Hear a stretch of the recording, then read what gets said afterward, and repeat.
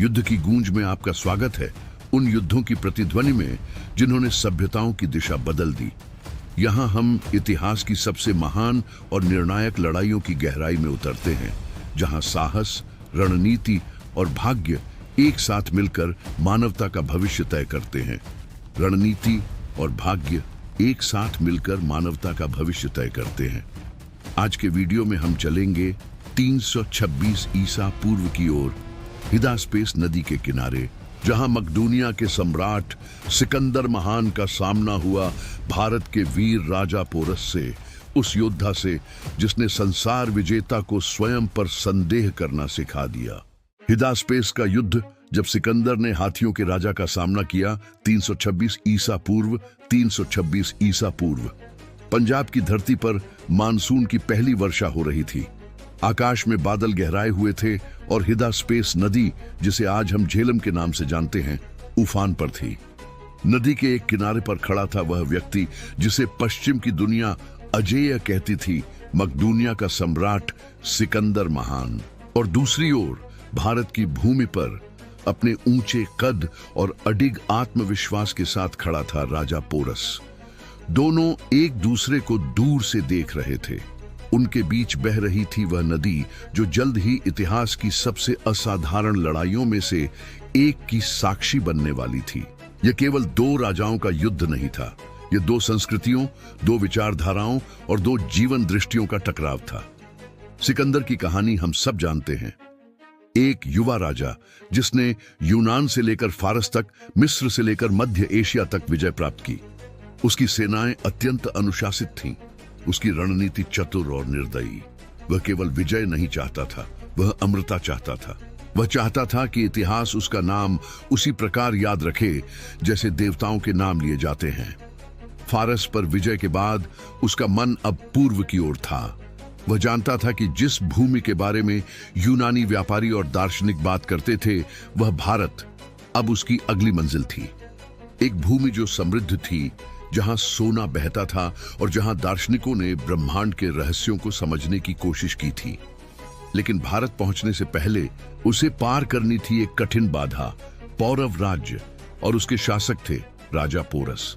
Porous केवल एक राजा नहीं थे, वे एक योद्धा थे जो सम्मान और स्वतंत्रता के प्रतीक थे।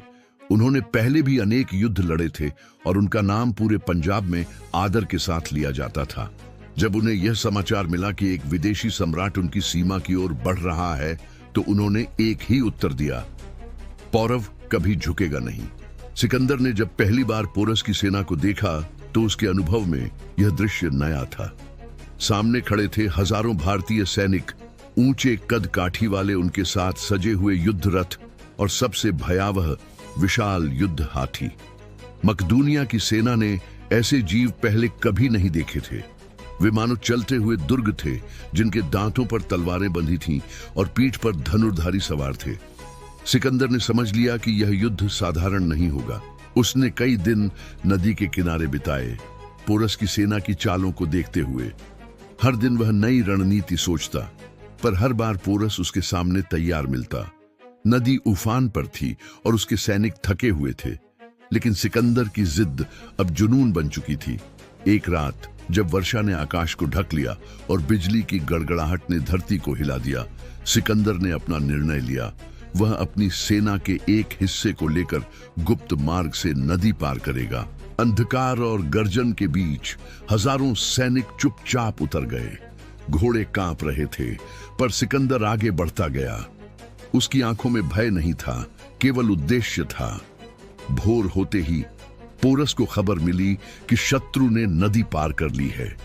वह अपने हाथियों, सिकंदर ने जब उसे देखा तो वह क्षण मौन था।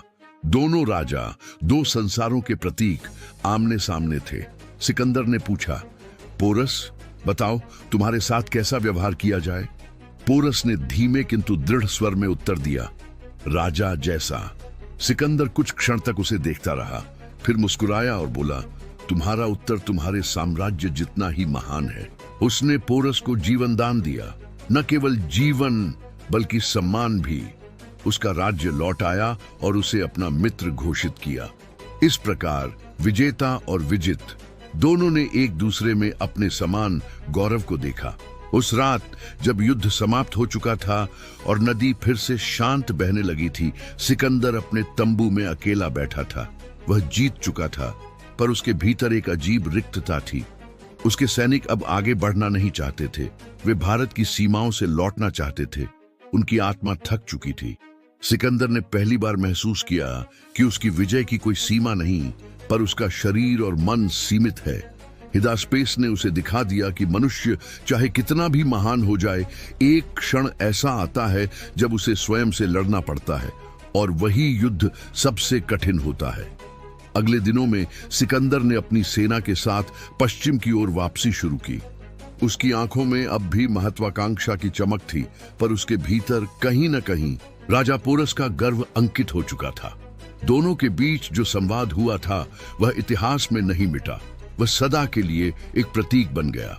हिदास्पेस का युद्ध केवल एक सैन्य विजय नहीं थी, यह मनुष्य की सीमाओं का प्रमाण था। एक युद्ध जिसमें दोनों विजेता थे। एक ने भूमि जीती, दूसरे ने सम्मान। पोरस ने धीमे किंतु दृढ़ स्वर में उत्तर दिया, राजा जैसा। उस रात जब युद्ध समाप्त हो चुका था और नदी फिर से शांत बहने लगी थी, सिकंदर अपने तंबू में अकेला बैठा था। वह जीत चुका था, पर उसके भीतर एक अजीब रिक्तता थी।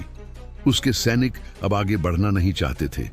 वे भारत की सीमाओं से लौटना चाहते थे। उनकी आत्मा थक चुकी थी। हिदास्पेस का युद्ध केवल एक सैन्य विजय नहीं थी, यह मनुष्य की सीमाओं का प्रमाण था। एक युद्ध जिसमें दोनों विजेता थे। एक ने भूमि जीती, दूसरे ने सम्मान। आज भी जब झेलम की लहरें बहती हैं तो ऐसा लगता है मानो वे उन दो राजाओं की गूंज को लेकर बह रही हों। सिकंदर और पोरस, दो नाम, दो दिशाएं, पर दोनों की आत्मा एक ही नदी में अमर हो गई। क्योंकि कुछ युद्ध इतिहास को नहीं, आत्मा को बदल देते हैं। और हिदास्पेस वही युद्ध था जहां विजय ने पहली बार अपने ही प्रतिबिंब को देखा। तो आपको हिदास्पेस का यह महान युद्ध कैसा लगा? नीचे कमेंट में अपनी राय बताइए। क्या आप सोचते हैं कि सिकंदर सच में विजेता था या पोरस ने सम्मान की जीत हासिल की? अगर आपको यह वीडियो पसंद आया हो तो इसे लाइक, शेयर करें और चैनल को सब्सक्राइब करना न भूलें। अगले वीडियो में हम भारत की भूमि से नहीं बल्कि ब्राजील की मिट्टी से उठी एक ऐतिहासिक लड़ाई का अन्वेषण करेंगे, ग्वारारापेस का युद्ध, जिसने ब्राजीलियाई सेना की आत्मा को जन्म दिया। तब तक के लिए अगली लड़ाई में मिलते हैं योद्धाओं।